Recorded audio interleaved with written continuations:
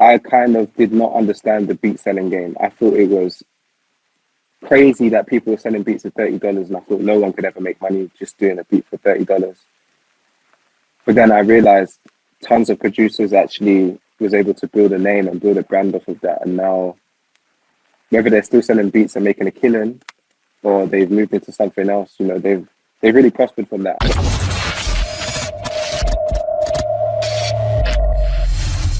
Let's be honest, you're not gonna find these videos anywhere else. Why? Because I make them. So it would really help me out if you subscribe. If you've already subscribed, what also really helps is if you like the video and leave a comment. It's hard in the era of clickbait videos on YouTube and negativity in the producer community, and I appreciate your support. Thank you so much. So you still use FL and Logic. You're not loyal to either side. No, I'm definitely more of a Logic Pro X user. I use that all the time, every day. But if I'm working with, let's say I'm doing a collaboration with someone and they use FL Studio, 90% of the time they never use Logic. So I'm just like, okay, let's just use FL Studio just to make the session a bit easier and more smooth. So I can use FL a little bit, but like that's definitely not my go-to at all. Okay, so I can't tell if you're actively participating in the DAW wars or if you're more of a diplomat. If I was gonna choose sides, then I'm definitely choosing Logic for sure. Well, I'm not. See, and then people in the chat now. Team Logic is claiming you, and FL Studio Gang is, what's the opposite of claiming you? They're drawing a line. Yeah, and I'm neither. What do you use to make music? I don't want to talk about it. It's not my interview. I want to switch. I'm guessing it's like Pro Tools or something. It's something like that. I want to transition over to Ableton, honestly. So just because it's so similar to what I'm already using. But Logic, similar. I use Acid, and Logic was actually programmed by one of the same people. So it's similar. Okay, back to YouTube. So I went back to look at your early YouTube videos, and a lot of your videos were getting 1,000 views, 2,000 views, and then some would jump up to 20,000, but they fluctuated a lot. The views did. What was the turning point for your YouTube channel when things really started going well and the higher volume views became pretty consistent? So I would say it was very much a slow kind of growth for quite a while. It wasn't until I went viral with a video that I did with my younger brother where he made a beat. And that video got now I think it's on 3 million, but at the time it was on 1.5 million. But it literally took my channel from 40k subscribers to 80 within 2 months. So that really kind of just took my channel up.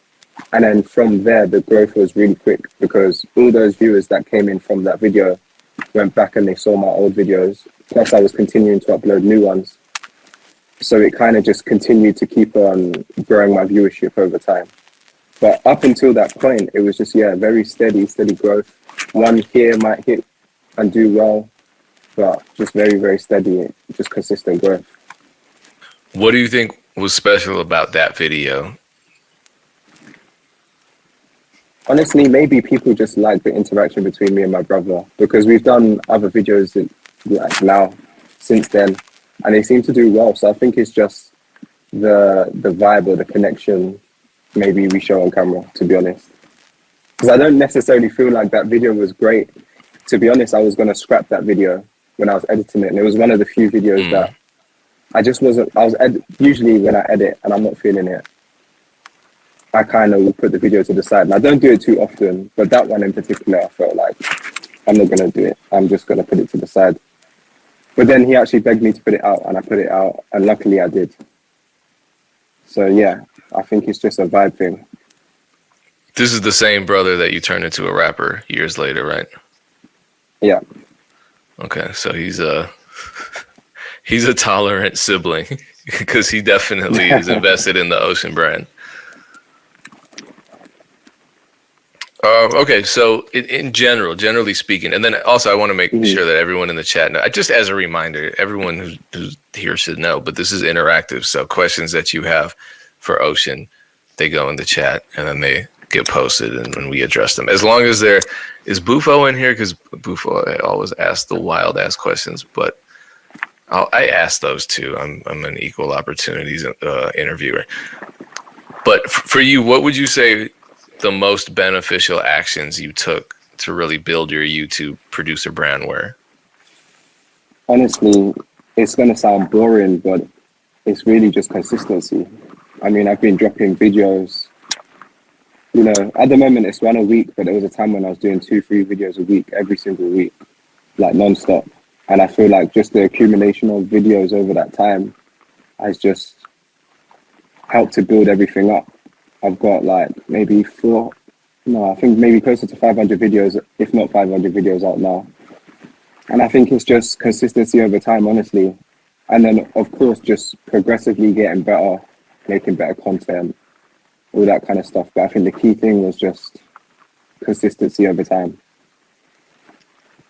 And you're gonna hear that a lot as just a running theme when I think any creative speaks on kind of their winning formula.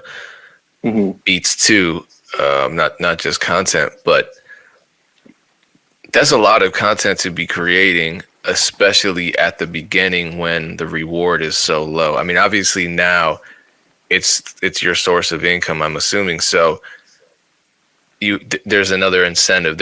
And survival and paying bills and making money, that's a hell of an incentive. But at the very beginning, when I imagine you still had a day job when you were making those early YouTube videos, or you had some other focus in life to make money, right? Yeah, pretty much. I was kind of just living off savings mainly and just like odd jobs here and there just to get by. So what was the incentive that to continue making content even when you weren't really monetizing it?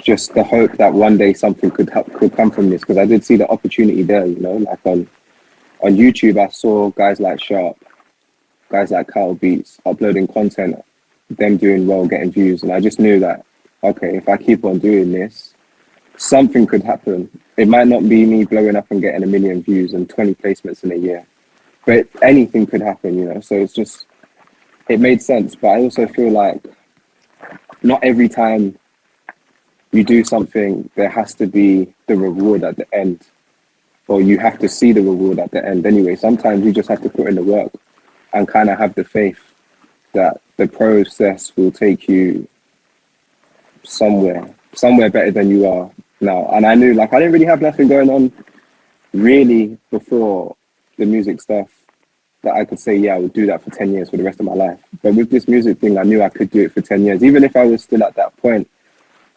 and not getting all the views and stuff like that, I was happy just releasing content, happy with the process of it. So I guess I talk to a lot of people who are at that stage in their careers, and Mm-hmm. it's easy to get discouraged when you're looking at the numbers and you're looking at the successes of others. So psychologically, what did you have to do to not get discouraged just by because we all check our progress. You know what I mean? We look at our numbers. Mm-hmm. And every time, like TikTok was new for me this year, pretty much. And you post some pieces of content, they flop. And it's so easy to look at the result, the intended result, rather than the process. And then you get discouraged. So what psychological tricks did you perform on yourself so that you just really focused on loving the process and enjoying it all the way, even when it wasn't benefiting you?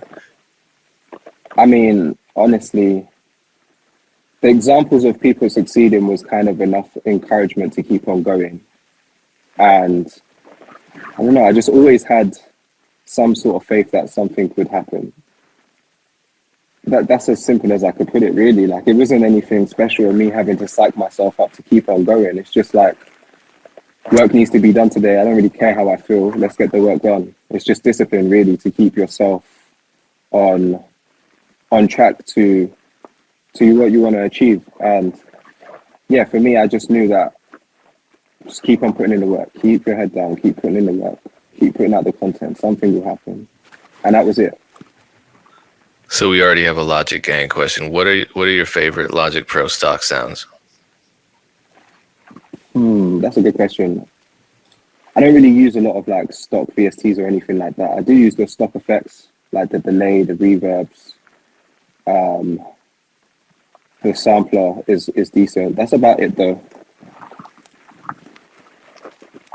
So at what point did you stop trying to sell beats on YouTube? Because for a while you were splitting your channel and uploading beats as well as producer Yeah, tutorial content.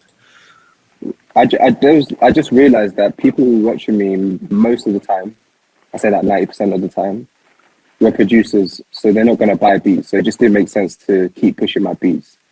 I wasn't really getting much traction anyway, so it was just like, there's no point. This is the wrong product for the wrong audience, you know? So it didn't make sense.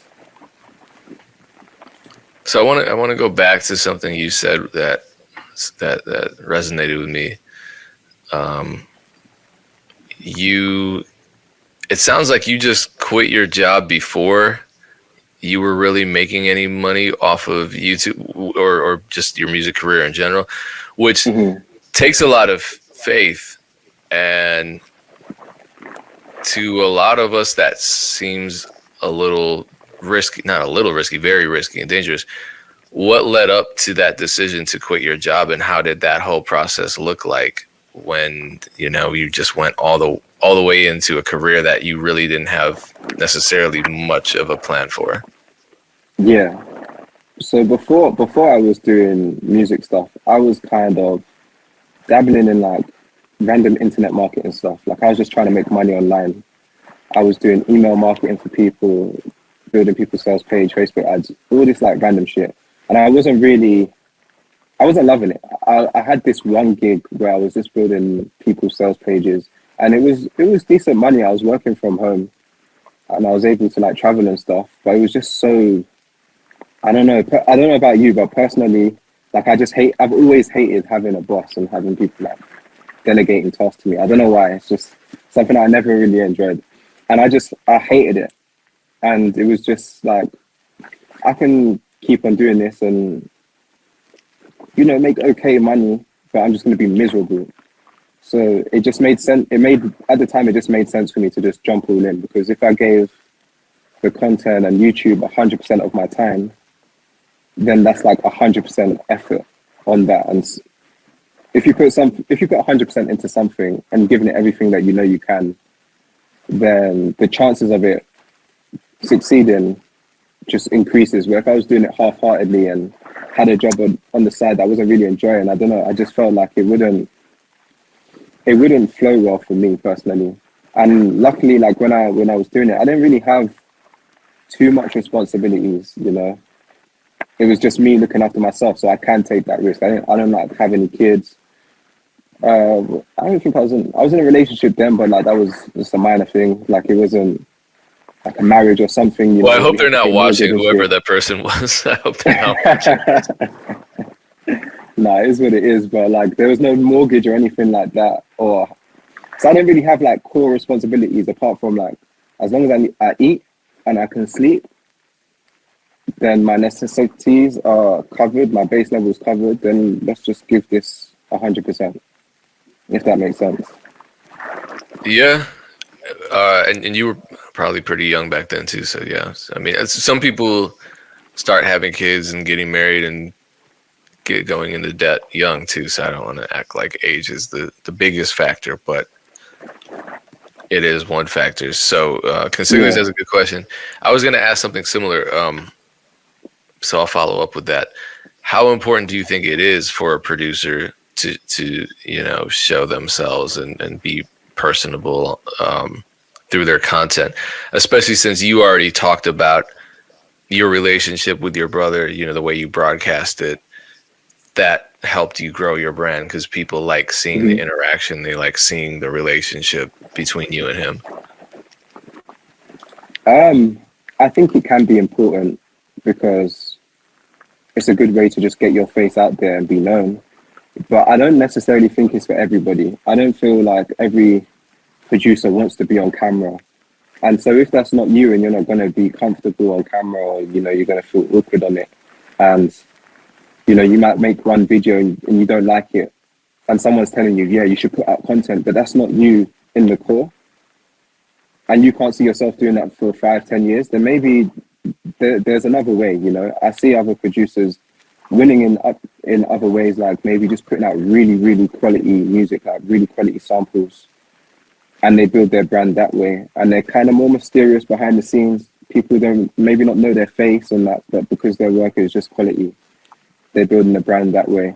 So in some ways, I think it's important, but in some ways, it's just not for everyone. And there's a path for everyone to take to I guess, succeed in the industry or in their own way. So whatever you feel comfortable with is what I would say go and do, you know? Yeah, because it does seem like the modern day landscape either favors or showcases the producers who are comfortable in front of a camera. And I know Ed Talenti recently said, and he was here when he said it, or no, he was here when he reinforced it, that the best skill a producer can learn is how to get in front of a camera. And I've seen it help a lot of producers in the sense that, you know, there are producers who aren't really even selling music, but they have an amazing career because of getting in front of a camera and being able to communicate and create community and build community using their personality. And it's just this very human, personable thing. No, yeah, for sure. I definitely understand that, but I just don't feel like it's for everyone, you know? I've met producers who, they just, I'm not going to say like I'm extra or anything. I'm probably I'm very introverted, but I've met producers who are very low key. They really don't want to be in front of the camera. They just want to make their music and that's it. And maybe that lane might be a bit more challenging, a bit harder because no one really knows who you are, but you can use that mysterious air to your advantage at the same time. I feel like there's definitely different ways you can attack it. Yeah, I'm glad that you mentioned that you are low key, because I feel like I am too, and as a result, I don't feel like I'm the perfect YouTuber in the sense that my thumbnails aren't me making a huge surprise face, and like I'm not. So yo, what's going down? You know, like, and you're not either. So I appreciate that about you because it gives me hope for my content. Yeah. I guess it's just an authenticity factor for you where you know. I think that's the most important. Yeah. Okay. I think maybe that's what I'm trying to say. I think you should be the most authentic to you. If you're that loud guy who's in the camera and that, then be that. If you're the more chill, quiet guy and you want to be on camera, be that. If you're the mysterious guy who's behind the scenes, just wants to make the music, nothing else, be that. Because I feel like the authenticity is probably the one that's going to attract an audience to you. People will see things in you. How am I trying to say this? People basically relate to you. That's what I'm trying to say. People will relate to you when you're being authentic. And with the moment where you're trying to do something that you're not comfortable with, I don't know, it comes a bit, we just know as an audience, we just know like, yeah, that's not right. Something's not going on. Yeah. Something's not right there. We can't follow that. Do you ever get comments? I just want to see if anyone else gets these kinds of comments. They're like, why are you always sad? Why are you in a bad mood? Why are you so tired all the time? Do you get those comments? Yeah, I've definitely had some of those comments before, like, oh, I was in a bad mood when you filmed this one or something. See, because I'll be happy and people will still say like, wow, you were really miserable, or like, yeah, you're not paying attention. I'm like, I'm looking at the chat. This is a live feed, so you can't win with some people, but yeah, 100%. Oh shit! Shout out to G Life for getting our drum kits. I appreciate that. Anyway, moving on. If you were starting a brand new YouTube channel today, Hmm. what would your strategy for success involve? Um, I'd probably start doing tutorials with Logic Pro X still because I just don't feel like there's enough, and there's still a lane there. Try and get try and do videos with very searchable terms so you can start ranking in the SEO just to get that first little buzz. And then let's say, for example, I don't know, J Balvin dropped a new song. Then right away, how to make a J Balvin type beat. Kanye West drops Donda, how to make a Donda type beat. So you can be relevant as well at the same time. And then What? also maybe just, oh yeah, go ahead. No, I'll remember. Go ahead, finish. And then I was just going to say, whilst I've got that kind of content going, try random stuff, just see what happens. You got to throw some at the wall, see what sticks. So maybe try a vlog or try do a studio session or just try some sort of weird concept and see if it sticks. If it works, then maybe you can build that into a series. So when you say surgical SEO, what do you mean specifically, and what do you do No, in terms sorry, I of meant to say searchable SEO. So you know stuff like how to do 808 glides in Logic Pro X. People are always going to search that. This kind of evergreen content. So you should make a video on that. So you will always be shown in that. That's probably like a high search term. So once someone clicks that and they see you, they click your video, they see it, maybe they like your vibe, then they'll go through to your channel and check out more stuff. So in the beginning, I'll try and go for really searchable stuff that'll help you rank in SEO. what SEO tools do you use to find these keywords and to optimize your titles? Man, at the moment, nothing. I'm not really using like TubeBuddy or vidIQ. In the beginning, I did. I got to be honest though, I'm not 100% sure if it really like helped me that much. It was more just, I guess, looking at other people's channels and seeing what people needed help with the most. So like how to make your 808s bang, how to do drum, common problems you would face when you were starting in your door, how to make drums in Logic Pro X, these kind of things, and then doing a video based on that. Because if you have the problem, then it's most likely other people who have the problem too.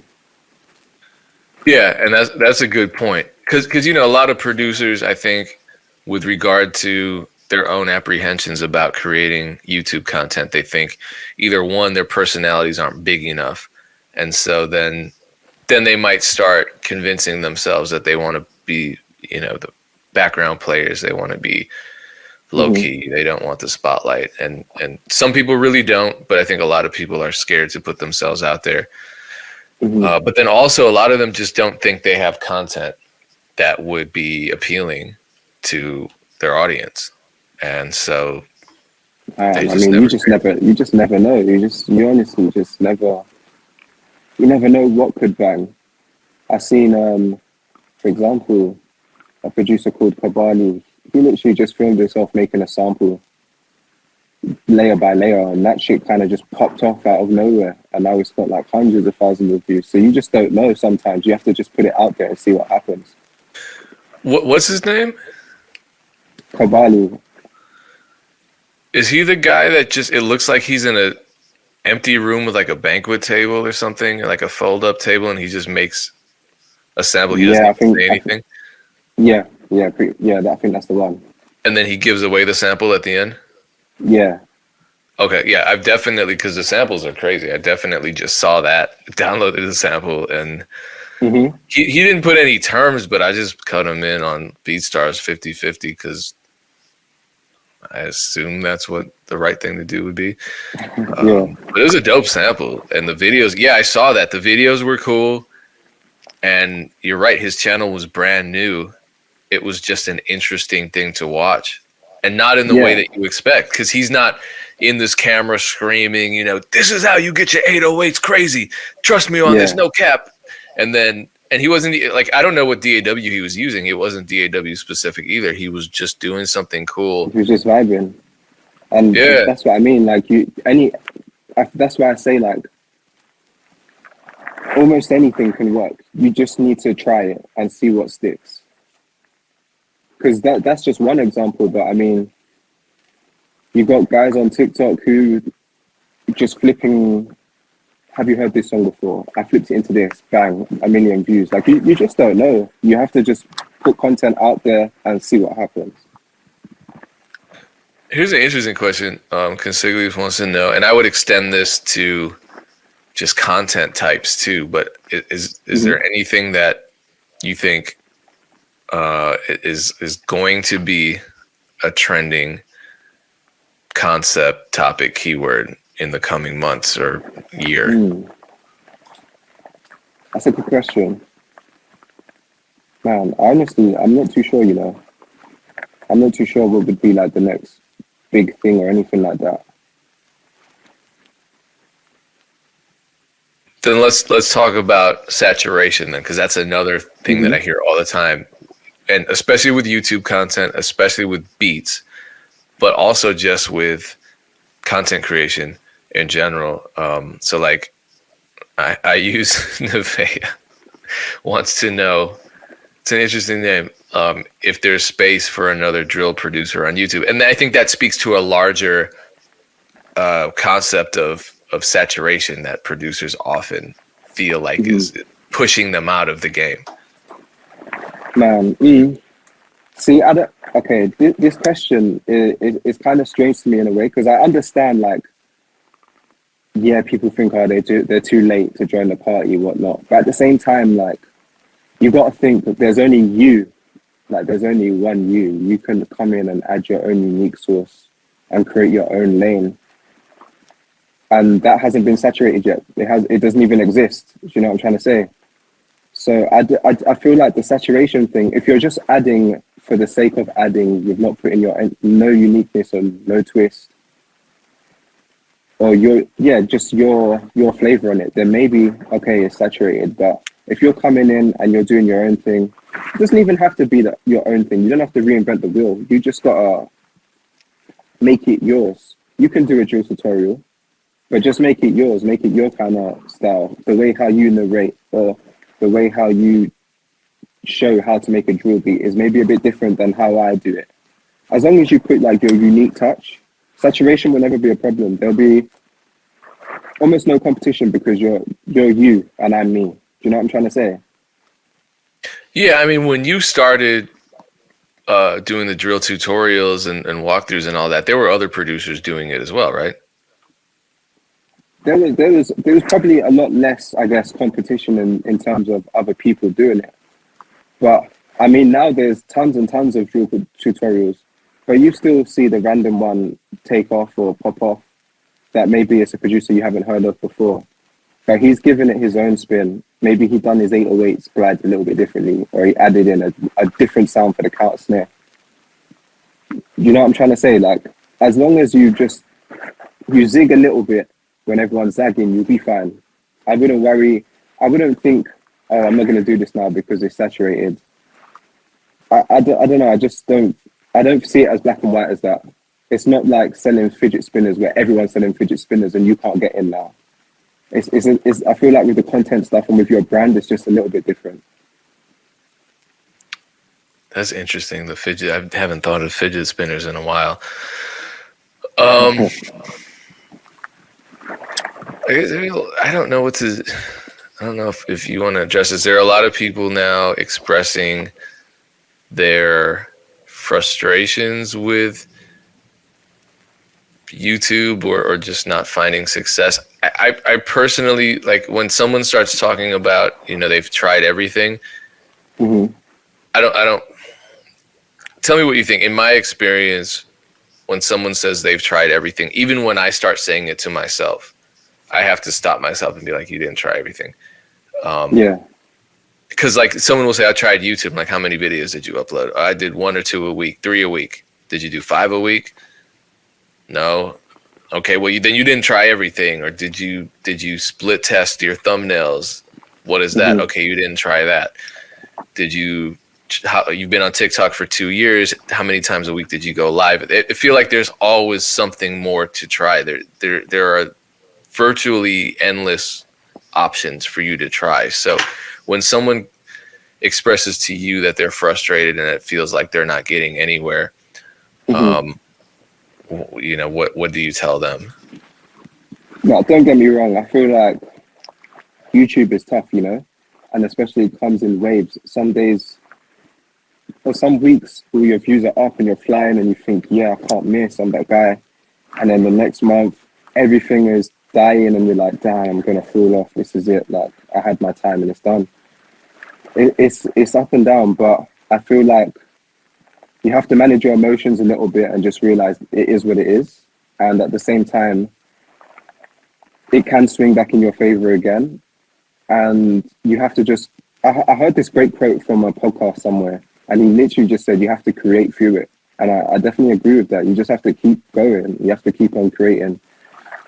I don't know if you can ever do, well, maybe you can do everything and you've tried everything and that's it. And if you really believe in your heart of heart, I've tried everything and it's not working, then maybe it's time for you to try something else. But there's always different things you can do. And I feel like just keep, it might sound a bit wishy-washy, but you kind of have to keep the faith and keep on creating and keep on going because it can swing back around.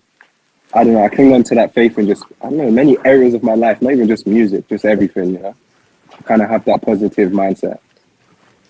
Yeah, I look at life like that too, because there are people who live their life a certain way for 30, 40 years and suddenly, I've I've known people who were alcoholics for 40 years and then all of a Mm-hmm. sudden they hit 40 and they're sober and then they go back to school, they get a master's degree, they get married, their life does a complete 180. Yeah. So yeah, you're right. In all aspects of life, you can change and you can try something different and you can pivot. What was I going to say? Oh, this is interesting. Classy Beat says producers don't live stream enough. I agree with that. I definitely don't. I don't know how you feel about that. Mm-hmm. I should. Yeah, man. I think that could be a huge opportunity there. I don't think I've streamed on YouTube in like a few years, just because I'm doing the Twitch thing now as well. But not even just streaming. I just feel like there's so much opportunity on many different platforms: Twitch, YouTube, TikTok, maybe Instagram a little bit less so than the golden years of maybe like 2 or 3 years ago.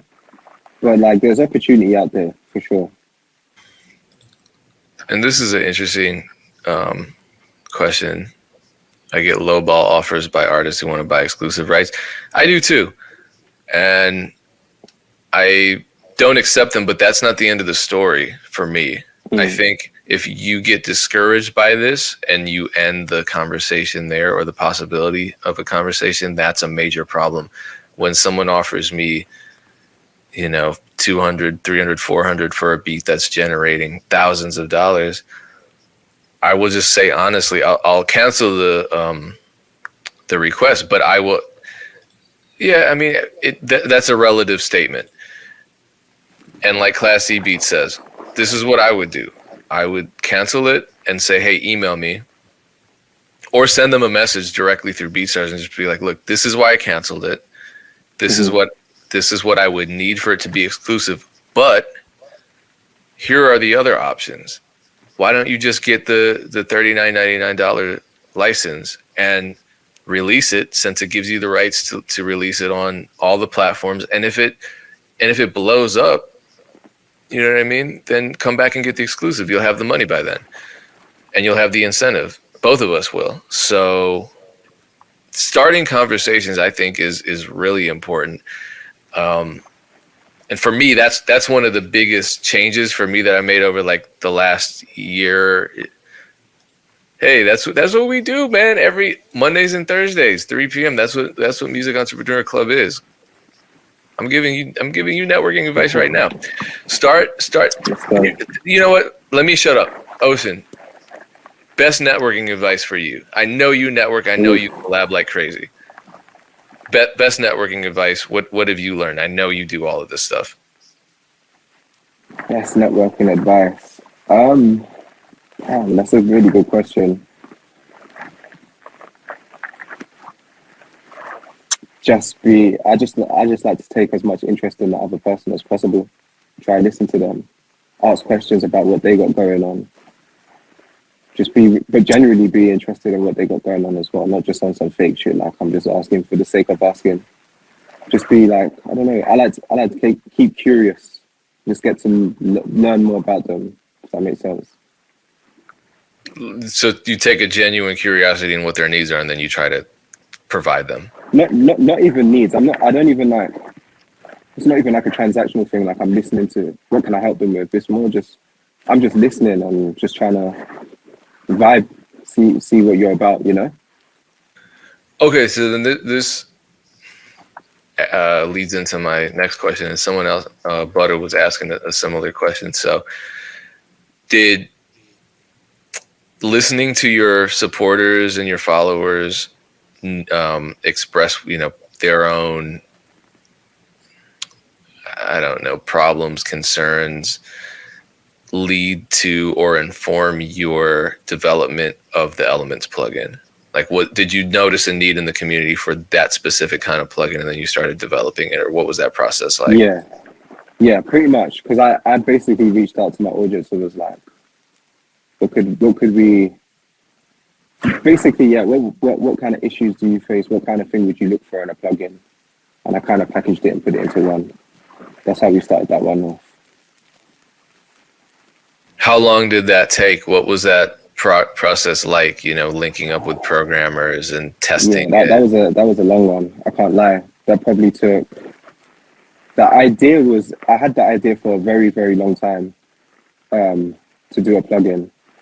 I want to say I had that idea from the ending of 2019, and then I started talking to developers at the beginning of 2020, and we didn't get into motion until about August, September of 2020, and then it was finally ready by April. Sorry, I got my time frames mixed up. No, I'm right. Yeah, we got developing around September 2020, and then it was finished around April 2021. So the build out was about 6-7 months, but that whole initial period was long. The whole planning and the ideas and all that kind of stuff. What is that like, marketing a plugin? Because that's your first plugin, right? Mm-hmm. It was just a long process, I felt like, it just took time to film everything and make sure the wording was right and all that kind of stuff, making sure the plugin was okay. Because even when you release it, you're going to get people coming back and be like, couldn't install it, there was a bug here, it's not working on Pro Tools, all this kind of stuff. So even after it was released, it was still a little initial period to just make sure that everything was okay. Got it. Simon Servita's in the building, so let's address this. Yo, what's good, Simon? So it looks like you went on a whole YouTube content tour where you linked with all of the producer Illuminati to make videos. So Simon included, Ed Talenti, l.dre. Who else did you link up with on that tour? Kyle Beats. Those are the ones I can think off the top of my head. But yeah. How long of a tour was that? So I went to LA for a month, and the plan there was to just see how LA was and see if I could live there one day or maybe move there. Because for a long time, prior to going to LA, I'd be talking to producers and they'll be like, "Oh, bro, you need to go to LA. That's where the opportunity is. If you want placements, that's the place to go. You can meet people, blah, blah, blah. It's the place to network." And I just heard this so many times within a short space of time where I was like, fuck it. Let's just go. Let's just see what happens. So, yeah, I went to LA. I decided I booked for a month and I was going to see how it goes. If I didn't like it, I would have left early. If I wanted to stay more, then I would have stayed longer. And yeah, I did my month. I really enjoyed it. I might do a video of an LA recap. I'm not too sure, but yeah, I felt like it was a great trip. I decided I wanted to come home after the month, just because I have a few ideas that I want to execute, but I need to be here to do it. But yeah, it was great. Sure. So let's talk about the backstory behind the LA trip. So your 2022 goal is to get a major placement, and let's put this into perspective. You have a very successful producer career without any major placements right now, right? Yeah, no major placements at the moment. Okay, which is really different for a lot of producers to just think about. Because a lot of producers think you need major placements to have success or have money or have notoriety, and people like you are proving that that's not true. But hold on a second. Please get Ed Talenti on this stream and Simon. I don't know Kyle, but the other two have been on here. So, and they're actually in the chat right now. Oh, you guys are hurting my feelings. You should have been here. Missing But out, they're man, missing archived. out. They are archived. Yeah. So why have you shifted your focus to chasing placements this year? So one of the big reasons is because, well, I don't know, I started to think back when I got into music production, that was my goal. I just wanted to make records with artists. And slowly kind of got away from that, getting caught up in YouTube and stuff. But I just feel personally, to me as a music producer, it's just important to have records out there. And so that was my goal. That was what I wanted to do. I wanted to have records out there that could live on beyond me, I guess, in a way. So I know earlier you said you don't like having a boss, and that's a big reason why you're pursuing music full time. Are you worried that by chasing placements, you're going to lose any degree of the independence that you've enjoyed so long, just running your Yeah. own brand and making your own moves? Yeah, I know already that, like, from the little experience, I guess you could say, of being in the industry or whatever, and trying to chase this whole placement game and working with artists and that, a lot of it is really out of my hands, and a lot of it is just a patience game that I can't control. I can only control my output. But in terms of like songs getting released and stuff like that, it's not really up to me. So that's something that I've learned. And obviously, like, the independent person in me is like, oh, that's kind of shit. I don't like that. But I understand there's a give and take there. And so I kind of just accepted that's the game, you know? But that's why I think I'd never stop doing YouTube or still doing my own thing. I would always still do my own thing as well. But I would like to just get some placements on the side too. That's so interesting that it's that you're saying placements on the side. It's just, it goes to show you how much the industry has changed and how Yeah. producers are just creating their own lanes, and that's really amazing. So on the flip side of that, I know you've implied before, and sometimes you said it directly actually, that you feel like sometimes you get too comfortable with what you're doing in your music career. What is that like? Can you explain that? Yeah, so sometimes it's easy to just get caught up in the same thing and be comfortable with how things are going. You know, things can be cushy, but I know as a person, and this is not just music, but again, just in life, if you want to grow, you have to be a bit uncomfortable. You have to get out your comfort zone and try new things, switch it up. And I felt like, yeah, with the music stuff, things were going okay, and I could continue doing that. But stepping out, for example, in the placement world is difficult for me anyway. It's a challenge, and it's a challenge that I wanted to step up to. It's an uncomfortable one because, as I said, like, I'm not great with dealing with bosses, and I'm kind of introverted in a way. So sometimes I'd rather just stay in my studio and make samples and send them out. But I need to get out of my comfort zone and, you know, develop myself as a producer by being in the room with an artist and creating right there on the spot as he's telling me he wants a beat like Neptune's but sounds like Wiz Khalifa but sounds like Pop Smoke at the same time. And I need to be able to create that. That's uncomfortable, but you grow within that kind of experience. And so that's what I mean by that. I was getting too, personally, I feel like, yeah, I was getting a bit comfortable and I needed to just grow a bit more, push the boundaries. How far can I take things? So what, to answer Simon's question, what did you learn from that trip, and what have you learned so far venturing into a new space, like the music industry, labels, label run, studio sessions, that kind of thing? Okay. I have a few like little takeaways. A lot of things that people said to me before going to LA was like, oh yeah, people are super fake and people are super flaky. But I think from the lifestyle that I was living there, it seems like everyone is kind of just living day to day and analyzing the opportunities and seeing which one is the biggest opportunity on the day and kind of going with that one and doing what's best for themselves. Because at the end of the day, everyone's there to try and elevate. So everyone's going to do what's best for them. So I feel like that's kind of just how you have to move. And it's not personal. It's not like a bad thing if someone flakes on you or anything like that. It's just the energy there. And yeah, that's the kind of mindset I feel like you got to move there, if that makes sense. And it makes sense to me because the couple of times I've been to LA, it was like Flake City. It was like dandruff in a snowstorm. Everything was flaky. It was like eating a croissant in the desert. It was very flaky.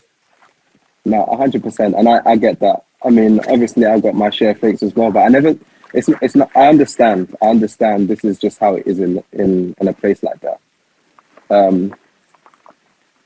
One thing that I knew before, but it never really sunk in, is that everyone kind of just has their own path to making it in the industry, if you want to say that, or everyone has their own lane. And I always thought for myself, like, to get a placement, it needs to be in this way or it needs to be in that way. The only way I'm going to get a placement is if I send out 10 loops every week to these producers and they're going to use it. And I started to just, I don't know, almost like ignore what I have in front of me to try and use to get placements. Like, maybe how can I use my platform to help artists? And then in return, maybe get a placement that way. So I don't know, it just made me think, I don't know if this is making any sense to you, but it just made me think, okay, there's not one way to do this. There is no set way to do this. Use what you have. That's definitely the truth. And I also feel like the fact that you're so embedded in the internet and the music business lives entirely on the internet, which, 10 years ago, people would say is never going to happen because, how can it was just so funny, the whole beat leasing thing. And I was guilty of that too. How beat leasing? Now we got Old Town Road and Pop Out and like all these hits, multi-platinum hits that came from the internet.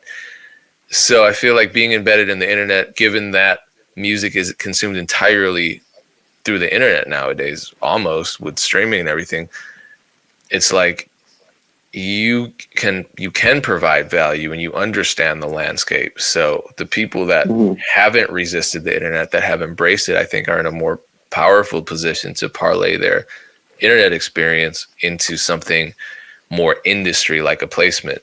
You know what I mean?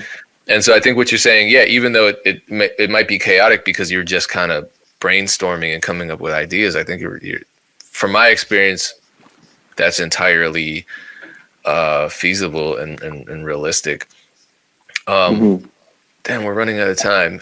So I'd say though that LA was oh yeah, go ahead.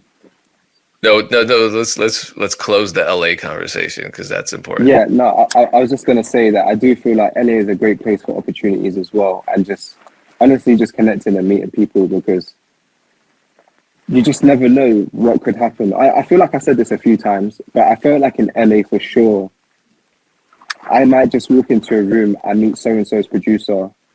Next thing you know, the next day I'm in the session with him. I meet someone else, and it's kind of just this ongoing snowball effect. And it happened to me a few times when I was there. You just meet someone who knows this person, and it kind of just, just goes in different directions. I feel like LA is a great place for that to happen. So last question, and someone else asked this, but I wanted to ask this. What would you say is the biggest mistake that you made in your music career so far, and what did you learn from it? And let's turn it into a positive. The biggest mistake I've made, I felt like early on as well, as you were saying earlier, let's say like 2017-ish, I kind of did not understand the beat selling game. I thought it was crazy that people were selling beats for $30, and I thought no one could ever make money just doing a beat for $30. But then I realized tons of producers actually was able to build a name and build a brand off of that. And now, whether they're still selling beats and making a killing, or they've moved into something else, you know, they've really prospered from that. And I felt like in that kind of period, I was very closed-minded, and now I'm trying to just be open-minded when I see new things pop up, such as like TikTok. Try and be a bit more open-minded to it. Twitch, open-minded to it. NFTs, open-minded to all the opportunities that could maybe be something. Maybe in this present state today, they ain't shit. But you never know. The tables may turn, and YouTube might not be the popping thing in 10 years. I think it will, but there could be another platform, and to just be open-minded. Because I feel like I missed out on that BeatStars or selling beats online opportunity. I felt like, yeah, I probably, if I understood the game a bit more back then, I could have taken it a bit more seriously. And so from now on, would you say the lesson you learned from that is just to embrace change? And are you embracing all the new platforms like TikTok and Reels and all that? Yeah, I try to. I haven't really done that much. I haven't done any Reels. That's something I haven't embraced. But like TikTok, Twitch, all these other kind of things, for sure. If you're not gonna, at least just like be open-minded to it. Try and learn a bit more and see if it's for you or if it's not. But don't just be like, nah, that's not the one. I don't know. That's a weird mentality.